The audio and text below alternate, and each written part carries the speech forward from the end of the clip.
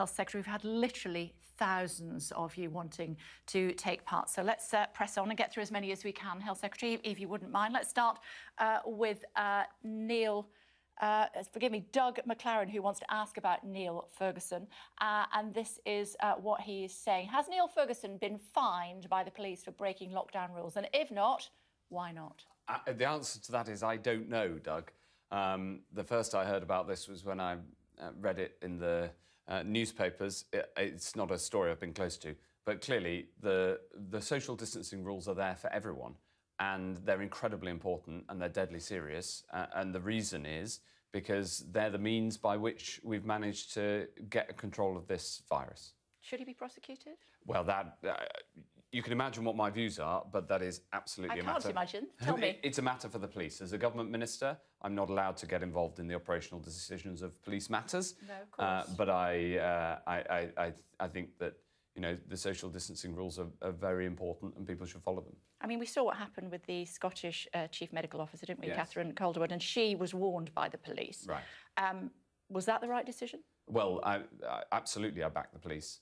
Back the Scottish police, and I'd back the police here. They'll take their decisions independently from ministers. That's quite right. It's always been like that. And that's why, even though I've got a clear answer to what I think, it's as a minister, the way we run the police is that they make decisions like this. Yeah. So I give them their space to make that decision, but I think he took the right decision to resign. Well, you said you read it in the papers. I mean, what did you think when you read it? Did you bang your head on the desk? Well, it's just, it's extraordinary. And, you know, I don't understand this. Speechless. I am. That doesn't often happen to me, Kay. I know.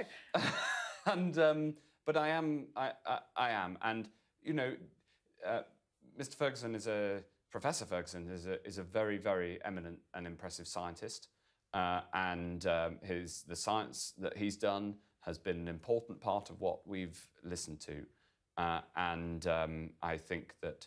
It's I think that he took the right decision. You wouldn't have... To resign, that is. Yeah, you wouldn't have fought to keep him. It's just not... That's just not possible in these circumstances.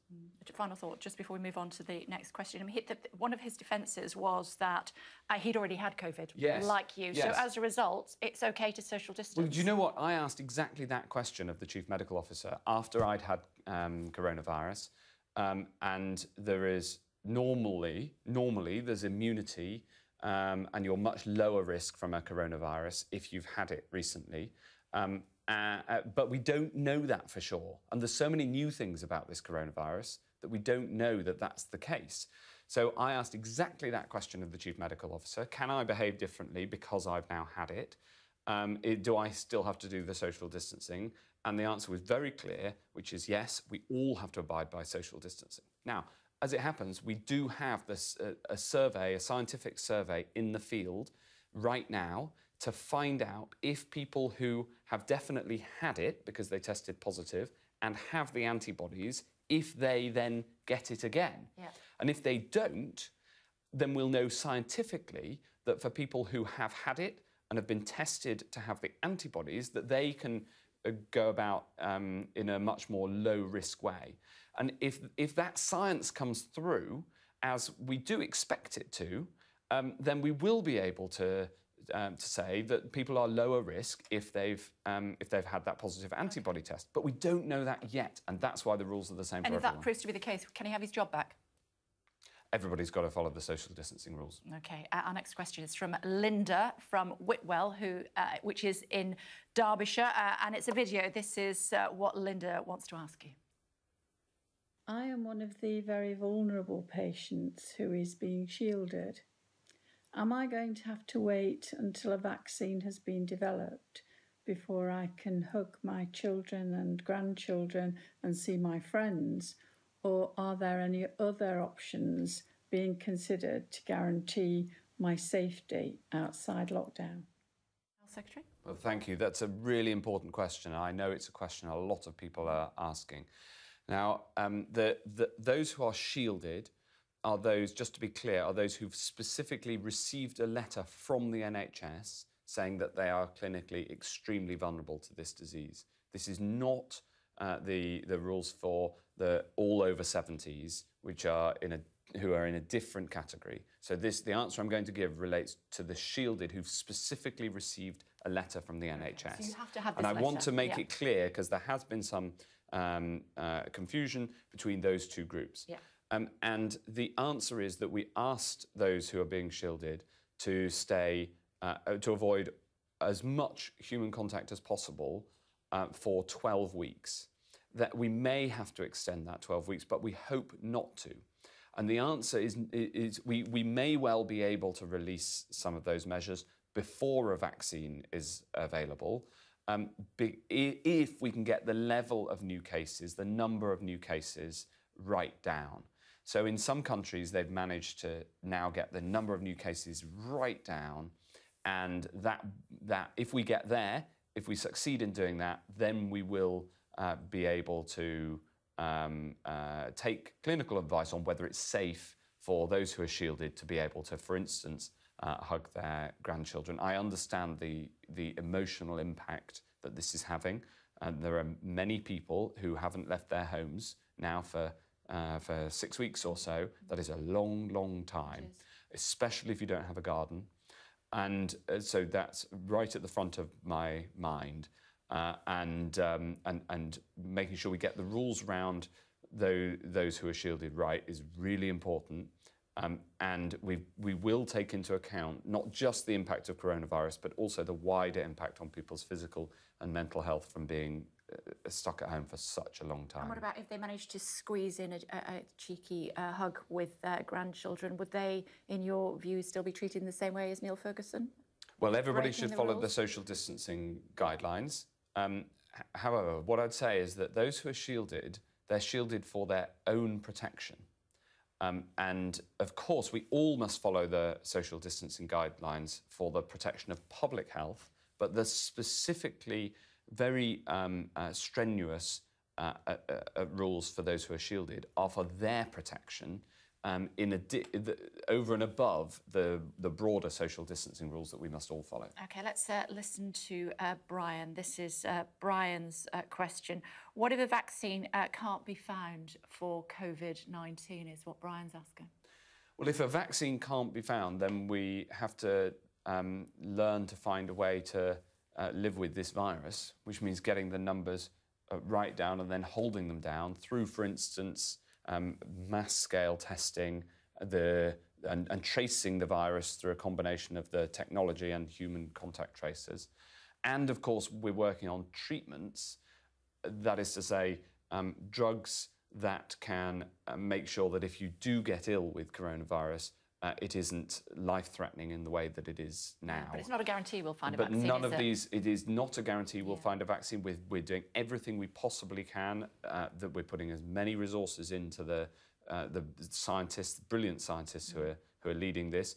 The UK has two of the top 10 projects in the world. In fact, 3.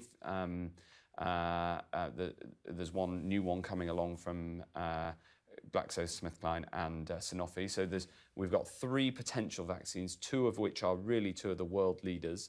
But we're working with countries around the world so that whoever develops a first successful and safe vaccine will be able to. OK, we're lucky to have you and to get through as many questions as possible. As I said, we've had many thousands. This is from Ryan. It's a video about the 2-metre rule. Oh, yeah. We wouldn't be able to operate in that situation. We've got such a small CAF. We wouldn't be able to get people in. That's our big worry. Are restaurants going to have to go back to work in these circumstances, or can we still stay closed until these restrictions are eased and get full support from the government? He represents so many of the questions we've been asked. Yeah, so this is another really important question.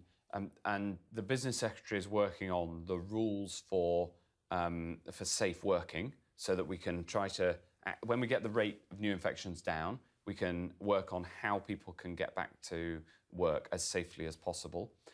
And we're going to say more about that very shortly. Might you reduce that distance? Because some countries it's like 1.5 metres, isn't it? Not 2 metres. Well, the 2-metre rule is based on the best scientific advice, and the problem is the more you reduce it, the more easily the virus spreads, and it isn't linear in that if you halve it, you don't just double the likelihood of of the virus spreading. You increase it exponentially. So we're very careful to follow the clinical advice on the 2-meter rule, but of course, there's also very strong evidence that outdoors the spread is much lower. So there may be workarounds that some businesses, for instance cafes, especially over the summer, might be able to put in place. Okay. There are, of course, other illnesses that people are being dogged by at the moment, not just coronavirus, and many people feel that they are being left out, not least cancer patients. And this is from Joe, and this is what Joe is saying. Why is the Excel Centre in East London not being used as the epicentre of COVID-19, freeing up hospital space and making it safe for other serious illness treatment? So take the COVID-19 people to the Nightingale that you've just shut down, and then other people can be treated better in their environment.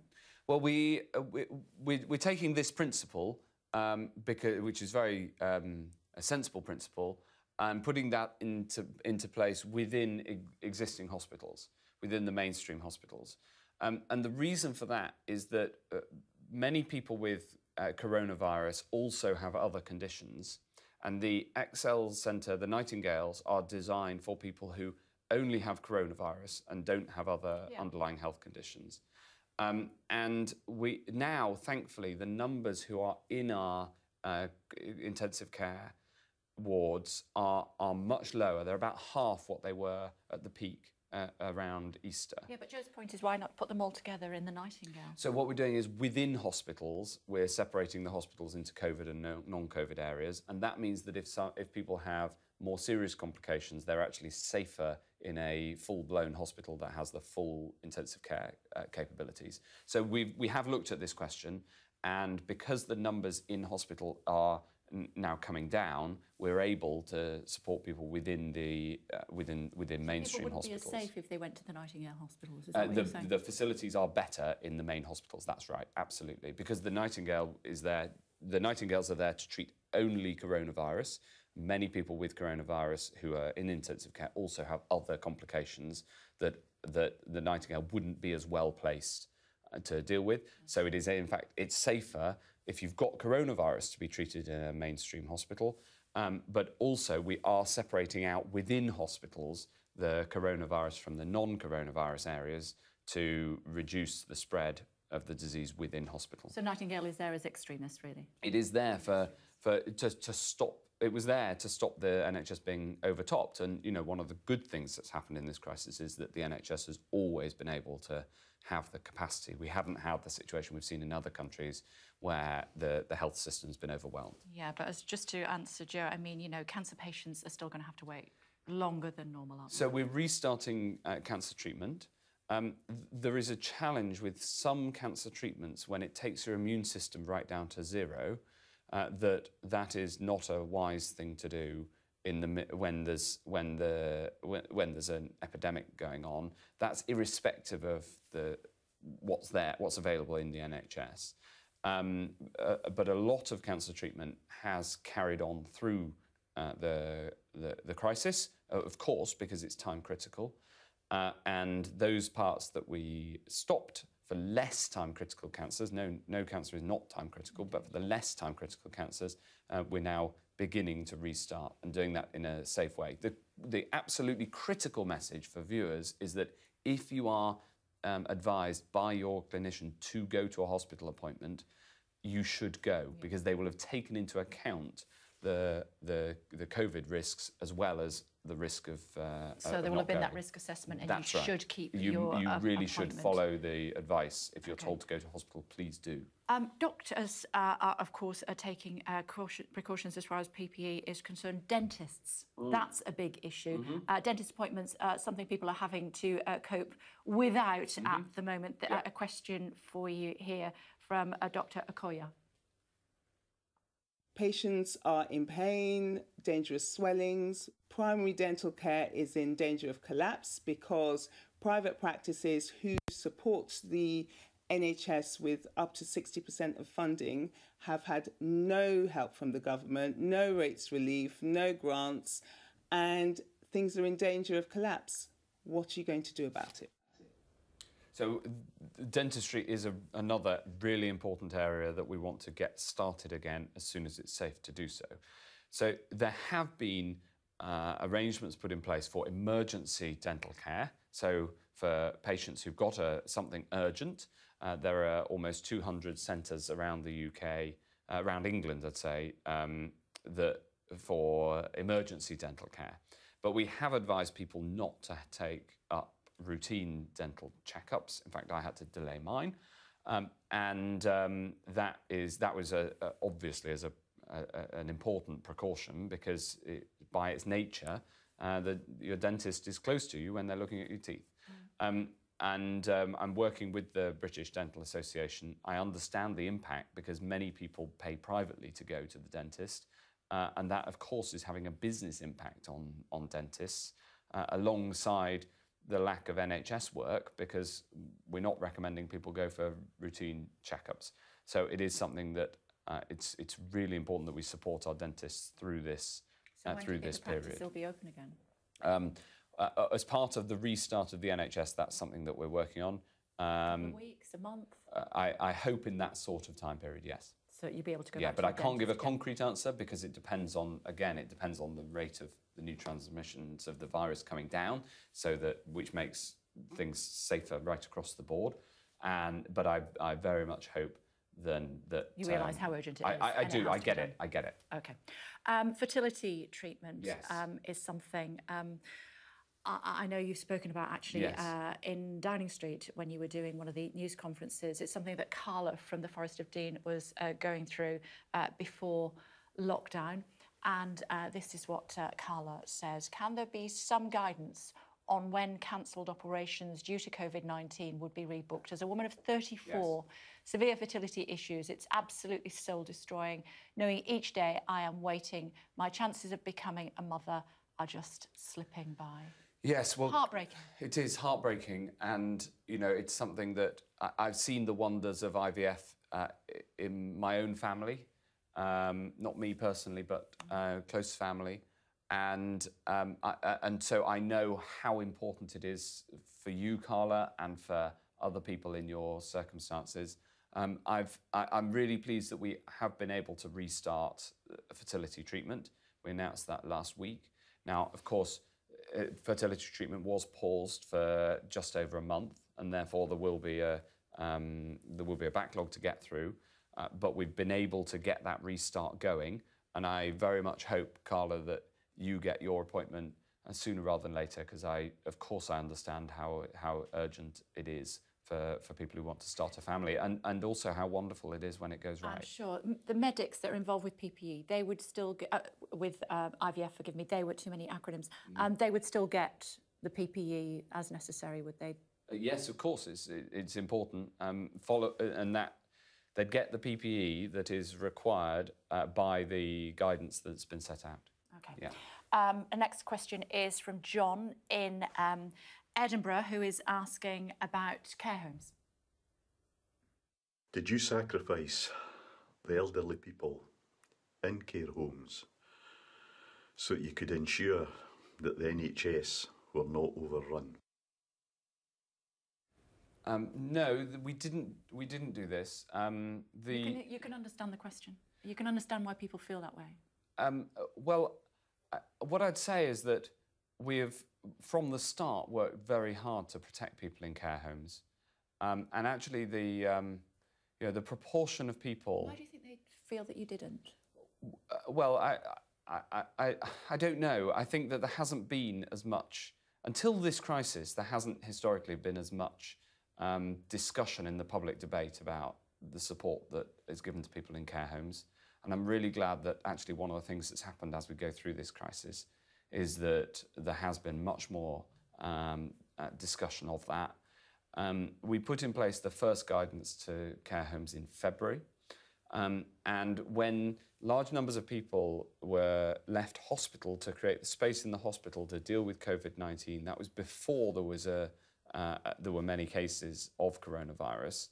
And then since then, we've put in place the rules that are in place in England, at least, for testing everybody as they leave hospital to go into care homes. Should have done that to start with. Well, the problem was that the testing didn't exist, and we had to build that testing capacity, as has been a subject of widespread discussion. So it wasn't as if it was a mistake, it was just that you didn't have the capacity? The testing capacity didn't exist in this country, and we've had to build that throughout the crisis. What would you do differently as far as care homes are concerned? Well, I think it's very hard, because I feel like we put a huge amount of effort and resources behind supporting care homes from the start. Maybe we should have explained that more clearly. And I think that there's the challenge with care homes in this crisis is that, of course, many of the most vulnerable people, vulnerable to coronavirus, because it hits older people much harder, are in care homes. So by their nature, they are some of the most vulnerable areas. But you feel that you protected them as well as I feel like, even though the testing look, wasn't there will be available there's a time for going over the history of this, but now the most important thing is that we get we protect people in care homes as much as possible, including using the new testing to make sure that we protect people in care homes as much as possible. And you wish you could have had that testing earlier? It would have been wonderful if we'd gone into this crisis with a global scale diagnostics industry, yes, but in the way that, for instance, Germany did. But we went in more like other countries like France, which similarly have had to build a testing capability from almost from scratch. And now we're able to have those tests, the asymptomatic tests. We weren't before, not by a lack of effort by the people who work on my team, who've been absolutely amazing on this, but because we just didn't have that capacity as a country. OK, this next question is from another young viewer, and that is James. He's 16 and he has autism. He wants to know, there he is, he wants to know when he can go back to school. This is what he said. I miss college, I miss my friends. Please can you give us a clear answer when I will return to college? And how will education recover after when this coronavirus pandemic is over, please? What would you say to people like James? Well, we didn't want to shut schools and colleges, but we had to, because Did we have to, though? Because, yes. I mean, other countries didn't? Yeah, we really did, yeah. Why? Because although children don't suffer from the consequences of coronavirus nearly as much as adults, there have been a small number of very sad cases, but by and large, children are not affected by the disease, don't go down with anything, they still spread it. And that means that, that colleges and schools are a place where lots of people from different households, the children, come and mix, and that proved to be a real spreader. So the colleges and schools were perfectly safe for the children, but it helped to spread the disease. Now, we're considering now how we can get that restarted in a safe way when it's right to do so. But when is it right to do well, so? it's too soon. And I know it's frustrating, and I heard parents watching at home are tearing their hair out, aren't they? They're saying, "Oh, I'm doing the homeschooling as best I can. I know. I need to get him back to school." Look, I have 3 children who are currently homeschooling, and I'm not able to help with that very much. But my wife is, and she has to put a huge amount of effort into it as well. And we know that it's imperfect. I mean, thanks to technology, at least it's better than it might have been in the past.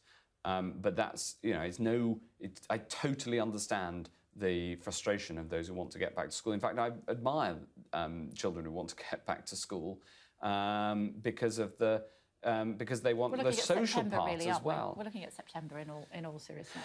Well, we've just, it is just so important that for all the reasons that we've been discussing, that we get the rate of new transmissions of the disease down.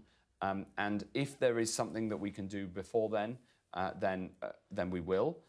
But I can't make any promises. Yeah, but September's on the horizon, isn't it? Start of the new term, that's probably, in all seriousness, in all probability. It's tempting to give concrete answers, but the problem Our viewers is... just want something that they can look towards. Of course they do. And I think, I'm not, dodging the question. I'm answering really directly. We don't know. and we don't know because we've got to see the progress of the disease, and we don't know how people are going to behave in terms of, in terms of the lockdown measures, which are the thing that's having the biggest impact on getting the disease right. June. So I understand the frustration of people wanting to know the answer. You know, will it be June? Will it be September? You know, for what age groups as well? Because there's other countries have taken different decisions for different age groups, and it would be really. I'm tempted to prejudge those decisions, but we just don't yet have the data. But I think we're coming to a position when we. Relatively soon we might be able to. I hope so. Okay. I hope so, yeah. So I'm very sorry that I haven't been able to directly answer your question. It's not because I don't want to, it's because it wouldn't be responsible of me to. What are you good at teaching at home when you do the homeschooling? What's your subject? Oh, I'm terrible at it. Yeah. I'm terrible at it. I'm not very patient. How old are they? 6, 12 and 13. Okay, so you do a bit of politics with them? Oh, lots of discussion of politics, yeah, lots of that. Lots of history, lots of discussions of history. Actually, the thing I like teaching most is maths. Oh, really? Yeah, because I like the clarity of maths, especially at that age when I can understand it. And the clarity of teaching maths is... OK. When lockdown finishes, remind me not to go to the pub with you. A question from John Fletcher, who is in Reigate. Here we go. Hi, John. Can it really be just a coincidence that the virus originated in a city where there are 2 laboratories researching coronavirus? Well, we have looked into this, and we don't have any evidence that this Americans say they do. Well, there isn't evidence that this is a man-made coronavirus, and so I haven't. I understand what John's getting at, but we haven't seen any evidence of that link. Okay. Have the Americans shared any evidence with us at all? Because we heard from the president, didn't we? And he said that there is a link. The president. Phrased... You're tiptoeing through the raindrops here. He phrased his comments very carefully. We haven't seen any evidence of a link, so there's nothing that I've seen that confirms the discussion, the allegation that John's referring to that I know is something that people are talking about. What if it turns out that it was from one of these labs? That's a whole new discussion with China then, isn't it? Yes, I mean, there's so many what-ifs about this disease, and there's so much to learn afterwards when we look at how it was handled to make sure that we're more prepared in future. I mean, one of the things is at some point, the evidence appears to be that the disease jumped from an animal to a human, and trying to make sure that we stop that happening again. That is in the global interest. It's not just a matter for one country. But if it accidentally came out of a lab and it's literally caused havoc right around the world, then the Chinese have got some serious questions to answer. Well, you're tempting me into a hypothetical answer, but well, not according to the Americans. Well, let's look at the actual evidence, and I haven't seen any evidence of that. Have you asked for it from the Americans? Well, look, of course I am interested in where this came from, but I'm actually more interested in how we get the country back on its feet. So we've asked them, we'll wait to see what they say. Donald Trump rated his performance during the pandemic as 10 out of 10. This from Stuart. How would you rate your own performance? Well, Stuart, I would say that I'm constantly trying to learn, and constantly trying to understand what's gone well and what can be improved. There are some things that we've had to change because it didn't work first time round. And so I'd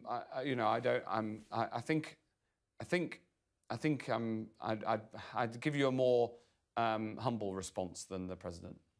So you're an 8?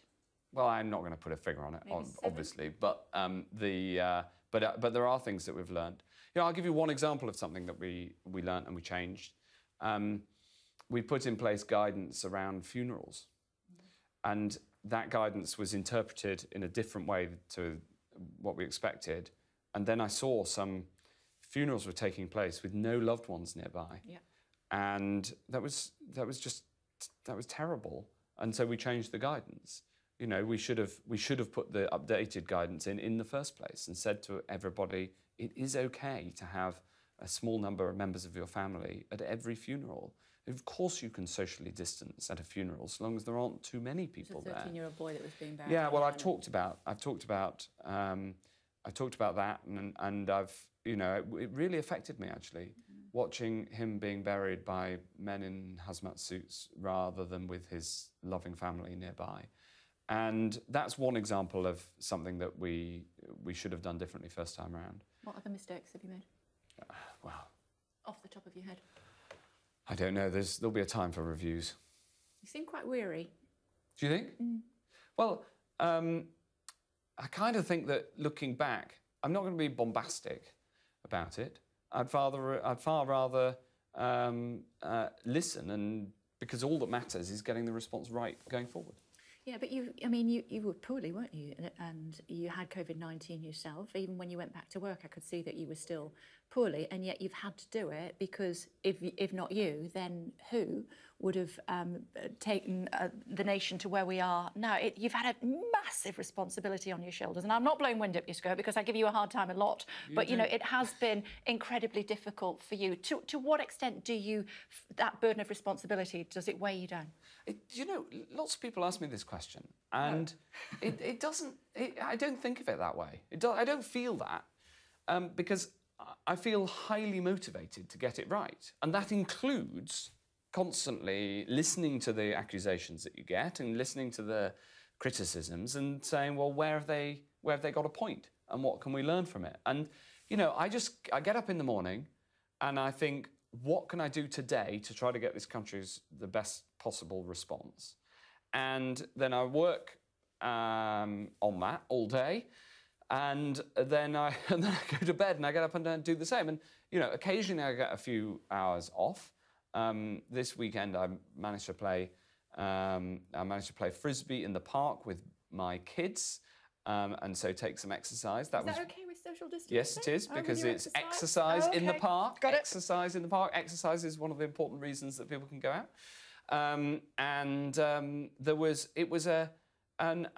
You know, so I do try to take a couple of hours off at the weekend, but it's, you know, you've just got to do everything you can to get the response right. So I feel highly motivated, actually. Are you fully better now? Yeah. Fortunately, it was only mild. I mean, gosh, other people have had it much worse than me. Well, for about 48 hours, it was really, really tough. In what way? I had a very sore throat, so I couldn't drink or eat for 48 hours, maybe. And I had the aching in the muscles that lots of people talk about. But fortunately, it didn't seem to get onto my lungs, so my breathing wasn't particularly a problem. And I was tired. And then, but fortunately, it was relatively short, and then I bounced out of it quite relatively fast. Were you surprised at how badly it affected the Prime Minister was? Yeah, because both of us got it at about the same time. Sure.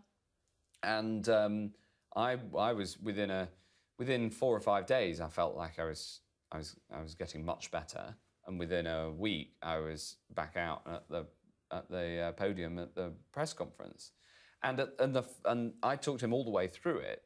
And in the first few days, we seemed to be very much on a par.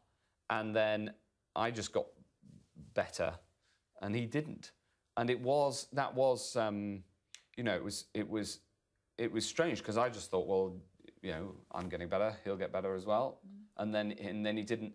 And then it does seem to hit people sometimes a second time, because then it came and, you know, suddenly he went downhill. And it was quite sudden how he went downhill the second time. I mean, we all saw the videos that were out in the public domain. Sure.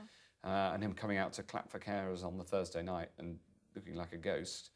And it was, you know, it obviously, well, you know, we all know it hit him very hard. I mean, he was close to death by his own admission.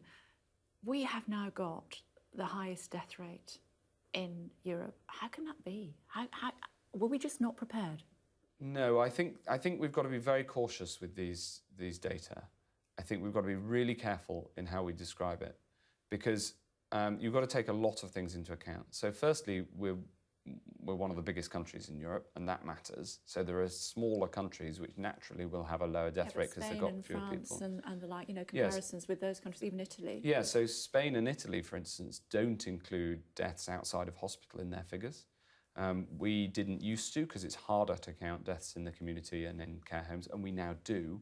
And so you'll have seen early last week there was a rise in the number of published deaths here, and that's because we include all deaths from coronavirus, not just those in hospital.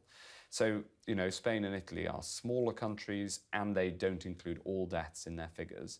So you've got to be very careful about essentially comparing like with like.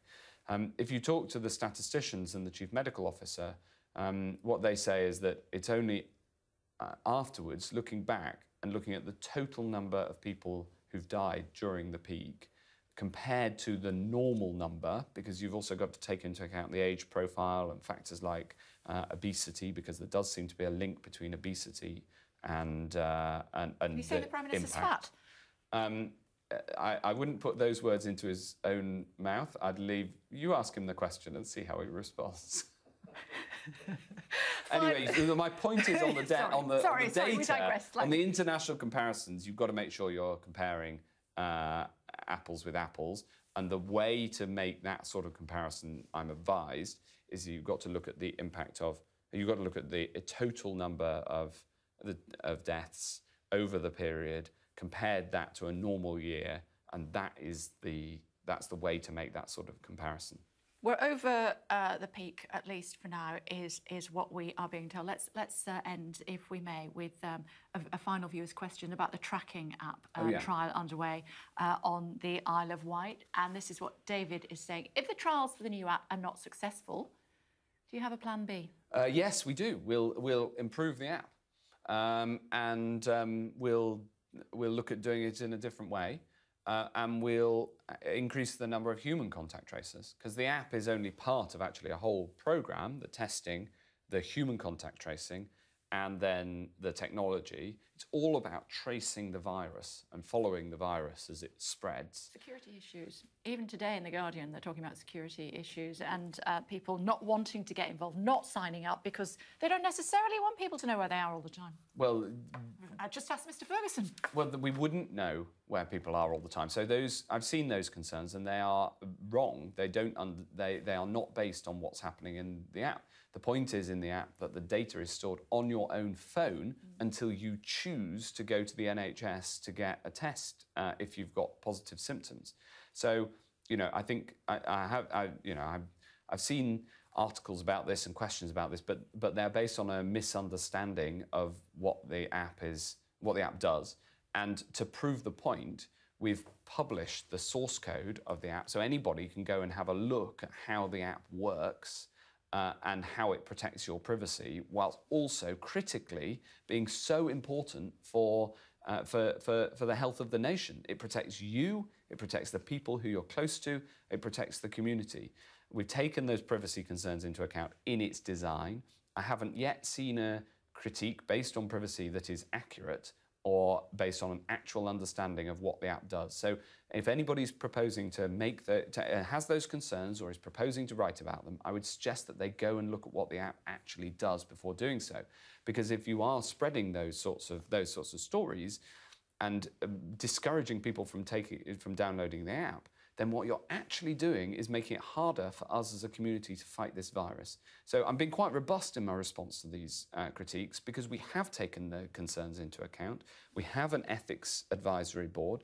We, of course, will be publishing the data protection impact assessment and all of the information around this, but we've published the source code so you can see what the app does. And if you download the app, then the data of who you are in close contact with stays on your phone, and it doesn't go to us until you come to us and say, I've got the symptoms, I need a positive test. Okay. And so I can give people that very significant reassurance. And actually, contrary to some of the media around this, on the Isle of Wight, where it is actually in operation, there have been 2 surveys of who would be up for downloading the app, and one came through saying 80% of people were going to download it, and the other came through saying 75% of people were going to download it. And that is the sort of take-up figures that I expected and very much hope for, and we'll see. OK, just before we let you go, we've kept you longer than anticipated. We appreciate you spending more time to take our viewers' questions.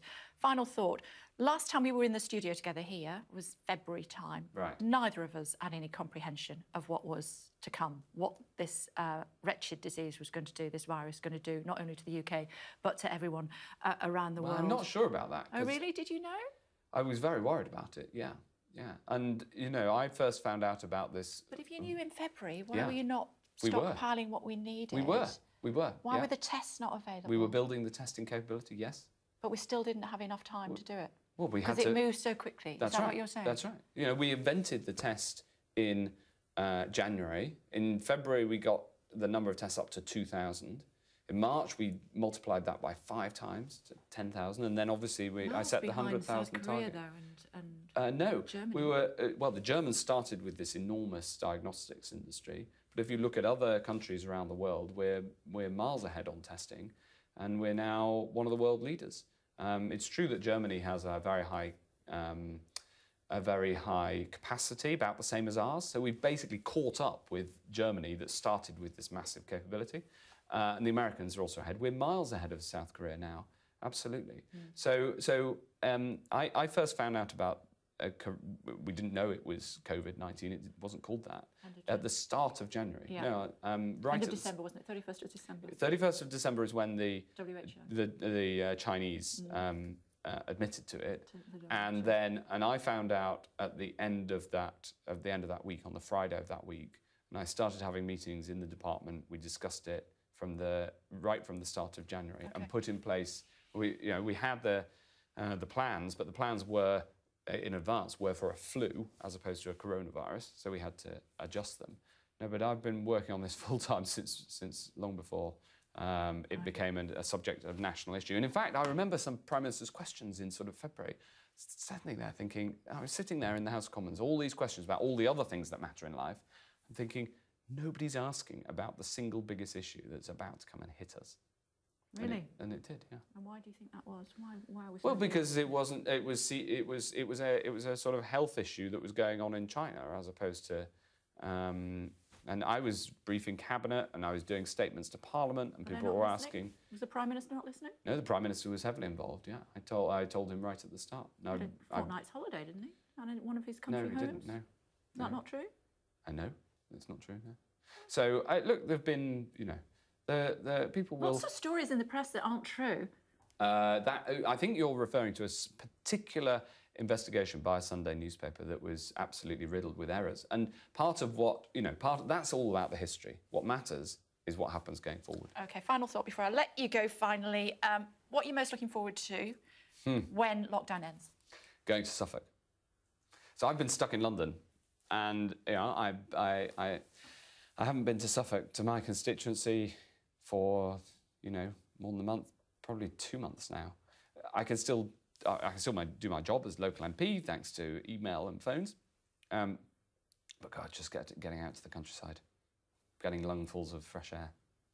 It's good to talk to you, Health Secretary. Thank you very much indeed for taking the time. I know on behalf of our viewers, we really appreciate it. Thank you. Beth Rigby has been listening, of course, our political editor, to what you had to say. Beth, what do you think? Well, what a great set of questions, asking all of these things about what's going to happen with our schools, when can we hug our friends and family again, and the Health Secretary trying to give answers, but of course so much still unknown in terms of what happens next in this second phase of the disease as we move from the peak and get back to some sort of new normal. But I think there were some clues in there about how Matt Hancock thought we might begin our normal lives, or as normal as they can be again. And obviously key to that is this trace and track, the app, keeping the case number down. And wasn't it fascinating to that answer to Linda about being very in the extremely vulnerable category? She said, will I never be able to see my grandchildren until you have a vaccine? And he said, not necessarily. It depends if we can drive case numbers down.